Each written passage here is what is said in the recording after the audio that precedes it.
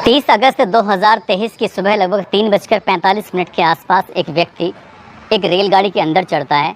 General bogie थी। अचानक ही उसकी नज़र ज़मीन पर पड़ती है और देखता है कि महिला खून से लथपथ पड़ी हुई है। वो अपना मोबाइल निकालता है, इसका वीडियो बनाता है और वीडियो बनाकर सोशल मीडिया पर वायरल कर देता है।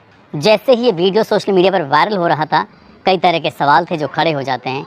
महिला कांस्टेबल ने आधी वर्दी पहनी थी, आधी वर्दी उसके बदन पर नहीं थी और वो बहुत बुरी तरह से घायल जो होती है। देखते ही देखते ये वीडियो हज़ारों नहीं बल्कि लाखों लोगों के मोबाइलों में पहुंच जाती है और बड़ी संख्या में लोग सिर्फ इसी सवाल का जवाब जानना चाहते थे कि आखिर की ये महिला कांस्टेबल कौन है, इसके साथ क्या हुआ है, किसने इस घटना को अंजाम दिया है। देखते ही देखते ये पक्ष हो या विपक्ष हो, राजनीतिक पार्टियां हो, लोगों ने इसे मुद्दा बनाना शुरू कर दिया। एक तरफ लोग सवाल कर रहे थे, दूसरी तरफ आरोप लगा रहे थे उत्तर प्रदेश की सरकार बड़ी बड़ी बातें करती है, महिला कांस्टेबल ही अगर सुरक्षित नहीं है तो आम लोगों की सुरक्षा की जिम्मेदारी कैसे ली जा सकती है। बात यहीं पर नहीं थमती, बल्कि इलाहाबाद के जो हाई कोर्ट के मुख्य न्यायाधीश होते हैं, उनके मोबाइल में भी ये वीडियो पहुंच जाता है। जब वो इस वीडियो को अपनी आंखों से देखते हैं तो उन्हें यकीन नहीं हो रहा था कि जितनी बुरी तरह से वो महिला कांस्टेबल घायल थी, वाकई किसी के भी रोंगटे खड़े हो सकते हैं। 3 सितंबर 2023 की ये बात है। रविवार का दिन होता है। वो आधी रात में एक बैठक बुलाई जाती है। बैठक बुलाने के बाद सबसे पहले एक पीठ का गठन करने के निर्देश देते हैं और साथ ही कहते हैं कि रेलवे को नोटिस दिया जाए कि रेलवे में इस तरह से महिला कांस्टेबल अगर सुरक्षित नहीं है तो क्या होगा। यही नहीं, आरपीएफ को बोला गया कि अपने कर्तव्यों का निर्वहन सही से नहीं हो रहा है, बिल्कुल विफल हो गया है इनका जो कर्तव्य हैं। जब ये बात आती है तो न केवल पुलिस पर बल्कि सरकार पर पूरी तरह से दबाव बन जाता है। रेलवे पुलिस फोर्स हो या उत्तर प्रदेश पुलिस हो या एसटीएफ हो, जितनी भी विंग होती हैं, सब के सब सवालों के घेरे में खड़े हो जाते हैं और उसके बाद फिर पुलिस अपना काम करना शुरू कर दिए। जैसे क्या हर आदमी चाहता था जिसके मोबाइल में ये वीडियो पहुंचता है कि आखिरकार इस महिला कांस्टेबल के साथ हुआ क्या है। पुलिस भी यही जानना चाहती थी कि आखिरकार इस महिला कांस्टेबल के साथ हुआ क्या है। लेकिन 3 सप्ताह गुजर जाते हैं, उस लड़की को होश नहीं आता, वो बोल नहीं पाती। जब बोलती है तब सच सामने आता है। आज की जो सच्ची घटना मैं आपको सुनाने जा रहा हूँ, ये सच्ची घटना है उत्तर प्रदेश का एक ज़िला है अयोध्या। बात कर रहा हूँ 21 सितंबर 2023 की रात लगभग 1:30 बजे के आसपास उत्तर प्रदेश पुलिस और एसटीएफ को एक सूचना मिलती है कि इनायत नगर थाना क्षेत्र का चमोला गांव लगता है, वहां पर कुछ लोकेशन मिली है। 2-3 लोगों की लोकेशन की जब सूचना मिलती है, पुलिस ने घेराबंदी करना शुरू कर दिया। पुलिस जब वहां पर पहुंचती है तो दूसरी तरफ से गोलियां चलनी शुरू हो जाती हैं। इसमें एक दरोगा, 2 सिपाही भी घायल हो जाते हैं। लेकिन वो हिम्मत जुटाते हुए जब अपनी तरफ से जवाबी कार्रवाई कर रहे थे तो उसमें 2 लोगों को गोली लग जाती है। एक व्यक्ति का नाम होता है आज़ाद खान और एक व्यक्ति का नाम होता है विशंबर दयाल उर्फ लल्लू। ये घायल हो जाते हैं। तीसरा जो इनके साथी होता है वो मौके से भाग जाता है। पुलिस सतर्क होती है और उसकी तलाश करने के लिए लगातार कोशिश कर रही थी। इस घटना स्थल से लगभग 40 किलोमीटर की दूरी पर एक जगह लगती है, पूरा कलंदर थाना क्षेत्र, उसका है छतिरवा सरैया सीमा।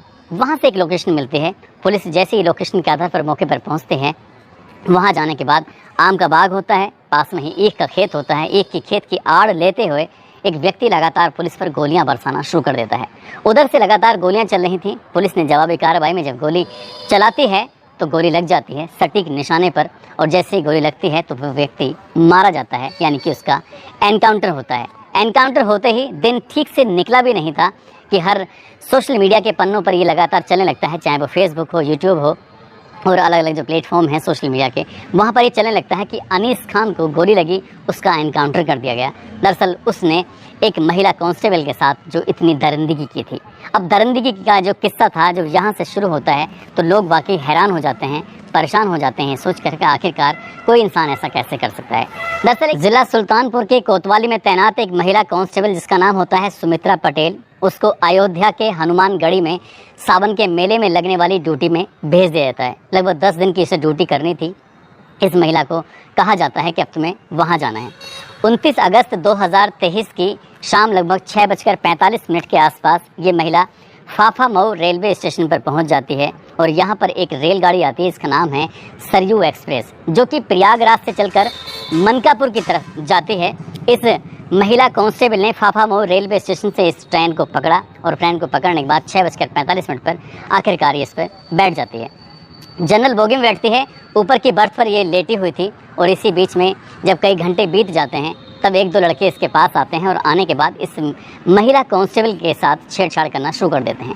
लगभग 40 साल की इसकी उम्र होती है। ये बताया जा रहा था कि इस महिला ने उत्तर प्रदेश पुलिस में साल 1998 में नौकरी प्राप्त की थी और तभी से लेकर ये उत्तर प्रदेश पुलिस में अलग अलग जगहों पर सेवा दे रही थी।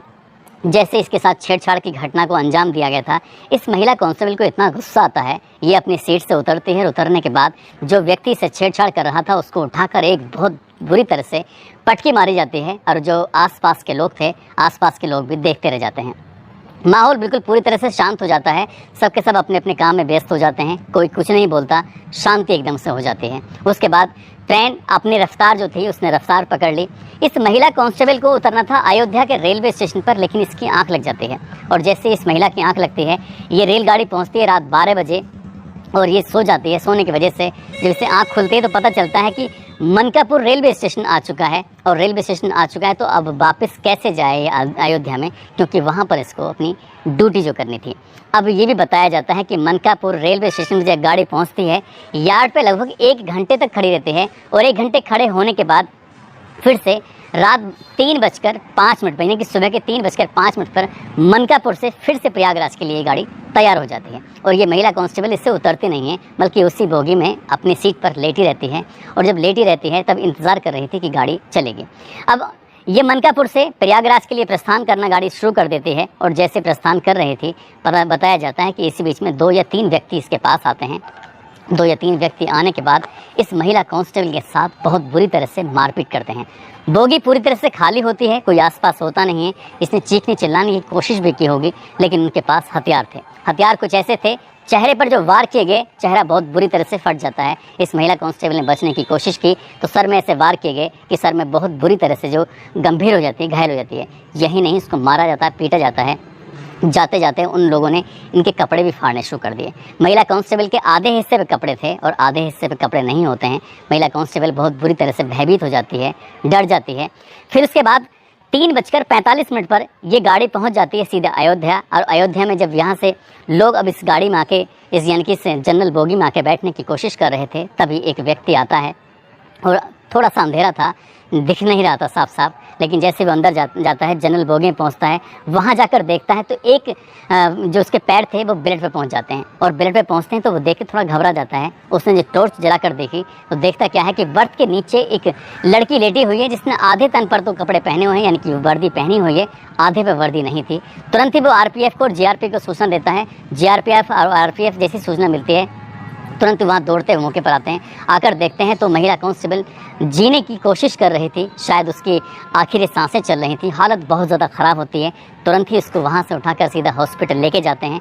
हॉस्पिटल ले जाने के बाद डॉक्टर उसको कहते हैं कि इसकी हालत बहुत ज़्यादा गंभीर है, इसलिए हम इसका इलाज नहीं कर सकते, इसको हायर मेडिकल सेंटर यानी कि KGMU के ट्रामा सेंटर में इसको भर्ती कराया जाता है। बोलने की कोशिश करने की कोशिश कर रही थी, लेकिन उसमें इतनी ज़िंदगी, इतनी जान नहीं बची थी जिससे कि बोल सके। जैसे जैसे ये सूचना, क्योंकि एक वीडियो बनाया गया था, वो वीडियो बहुत तेज़ी के साथ सोशल मीडिया पर वायरल होने लगता है। अब चाहे वो पक्ष हो या विपक्ष हो, राजनीतिक पार्टी के अलग अलग हिस्से हों, पुलिस वाले हों, आम आदमी हो, हर किसी के मोबाइल में ये वीडियो लगातार वायरल हो रहा था। इलाहाबाद हाईकोर्ट को भी इतना गुस्सा आता है कि वो संडे के दिन आधी रात में एक मीटिंग बैठाते हैं और उस मामले की जांच पड़ताल की बात भी करते हैं, एक आयोग भी गठन की बात करते हैं और आरपीएफ की कार्यप्रणाली पे कई तरह के सवाल भी खड़े करते हैं। मामला उत्तर प्रदेश पुलिस की साख का सवाल बन चुका था, मामला उत्तर प्रदेश की सरकार की साख का सवाल बन चुका था। अब इस मामले की जांच पड़ताल शुरू कर दी जाती है, लेकिन पुलिस के हाथ कोई ऐसा सबूत लग नहीं रहा था। जिसके साथ ये वारदात हुई थी वो बोलने की स्थिति में नहीं था। धीरे धीरे करके ऐसे 1 सप्ताह 2 सप्ताह लगातार बीतने लगते हैं। तब पुलिस को कुछ ऐसे सोर्स थे, उनके सोर्स क्या, यानी कि CCTV कैमरे या इस सरयू ट्रेन के अंदर जितने भी लोग आ रहे थे जा रहे थे, उनके मोबाइल, कितने मोबाइल आए हैं गए हैं, जो एक्टिव मोबाइल थे उनके बारे में पता करने की कोशिश की जा रही थी। और इसी बीच में महिला कांस्टेबल को होश आता है। जब होश आता है वो ज़्यादा बोलने की स्थिति में थी नहीं। उसने कहा 2 या 3 लोग थे जिन्होंने उस पर हमला किया। कौन थे कौन नहीं, बस यही सवाल था। पुलिस ने जब CCTV कैमरे को खंगालना शुरू किया है तब अलग अलग 20 चेहरे पुलिस को मिलते हैं और 20 चेहरों पर जो शक किया जा रहा था, जो संदिग्ध लग रहे थे, उन 20 चेहरों को जब उस महिला कांस्टेबल को जब थोड़ा सा होश आता है तो उसके पास लेके जाते हैं, दिखाया जाता है एक एक चेहरे को। तब वो एक चेहरा पहचानती है कि ये सबसे आगे था, यही मुख्य आरोपी था। अब उसका चेहरा सोशल मीडिया पर वायरल किया जाता है और वायरल करने के बाद ये पता करने की कोशिश की जाती है कि आखिरकार ये व्यक्ति कौन है। इसके बारे में पता करने की कोशिश करें और जो बताएगा उसको 1 लाख रुपए का इनाम घोषित किया जाएगा। उत्तर प्रदेश की पुलिस हो या STF हो, स्पेशल टास्क फोर्स, वो मिलकर इस अभियान को चला रहे थे। कई सारी टीमें थीं जो पुलिस डिपार्टमेंट की लगी हुई थी, RPF की टीम लगी हुई थी। लेकिन आखिरकार पुलिस को सूचना मिलती है कि जो मुख्य आरोपी है, जिसको पहचाना गया है उन 20 चेहरों में से, उसका नाम है अनीस खान, जो कि हैदरगंज थाना क्षेत्र के दशलावन गांव का रहने वाला है। साथ ही एक और साथी होता है उसका आज़ाद खान, जो इसी के गांव का रहने वाला होता है। एक का नाम विशंबर दयाल उर्फ लल्लू, जिसका जो ज़िला है वो सुल्तानपुर होता है और थाना उसका कुरेभान होता है। पीपरी सोमनाथ का वो निवासी होता है। पुलिस ने अब इनको तलाश करना शुरू कर देती है। कई दिन बीत जाते हैं। आखिरकार पुलिस ने 1 लाख रुपए का इनाम भी घोषित किया था। काफ़ी मशक्क़त करने के बाद पुलिस को एक सूचना मिलती है। पुलिस को बताया जाता है कि एक इनायतपुर जगह है, इनायतपुर में एक चमोला एक क्षेत्र है, वहाँ पर इनकी लोकेशन है। पुलिस जाते हैं तो मुठभेड़ हो जाती है। मुठभेड़ में आज़ाद खान को गोली लगती है उसकी टांग में। साथ ही विशंबर दयाल उर्फ लल्लू होता है, उसको भी गोली लग जाती है। लेकिन अनीस खान मौका पाते ही वहाँ से भाग जाता है। पुलिस वाले उसका पीछा कर रहे थे, लेकिन पीछा करते करते पूरा कलंदर थाना क्षेत्र का 36वां एक इलाका है, उसका सरिया सीमा है, वहाँ पर जाकर उसका एनकाउंटर हो जाता है। और एनकाउंटर जब होता है तब लोगों को पता चलता है कि आखिरकार उसने क्या किया है। पुलिस जब इनकी कुंडली खंगालना शुरू करती है तो पता चलता है कि अनीस खान पर 6 मुकदमे दर्ज हैं। साथ ही आज़ाद खान पर 12 मुकदमे दर्ज हैं। विशंबर दयाल उर्फ लल्लू के ऊपर 3 FIR दर्ज हैं। और अनीस खान का जब रिकॉर्ड खंगाला जा रहा था तो पता चलता है कि साल 2017 में एक छोटी सी बच्ची को ये छेड़छाड़ करता है, उसके साथ बदतमीजी करता है, तब उसके पास पहला मुकदमा दर्ज होता है। साल 2018 में अनीस खान पर एक लड़की का अपहरण कर लेते हैं, इस नियत से कि उसके साथ गंदा और घिनौना कृत्य करेंगे, और उसको लेकर भाग जाते हैं। उसके साथ गंदा घिनौना कृत्य करने की कोशिश करते हैं लेकिन कर नहीं पाते। गोकशी की भी इस पर कई सारी घटनाएं होती हैं जो पुरानी थी। लेकिन इस व्यक्ति को जब ये वही व्यक्ति है जो इस महिला कांस्टेबल के साथ छेड़छाड़ कर रहा था, और इसकी हिम्मत तब बढ़ जाती है जब उस महिला ने वर्दी पहनी हुई थी। जबकि वर्दी से तो लोग घबराते हैं, डरते हैं, लेकिन अनीस खान के मन में, उसके दिमाग में, उसके दिल में कोई किस तरह का खौफ नहीं था। और महिला कांस्टेबल से पहले सीट को लेकर सीट पर ज़बरदस्ती बैठने की कोशिश कर रहा था, जबकि वो महिला कांस्टेबल अकेली उस बर्थ पर लेटी हुई थी, बैठी हुई थी, और उस पर ज़बरदस्ती बैठने की कोशिश कर रहा था। उसने मना किया तो उसके साथ उसने छेड़छाड़ करनी शुरू कर दी।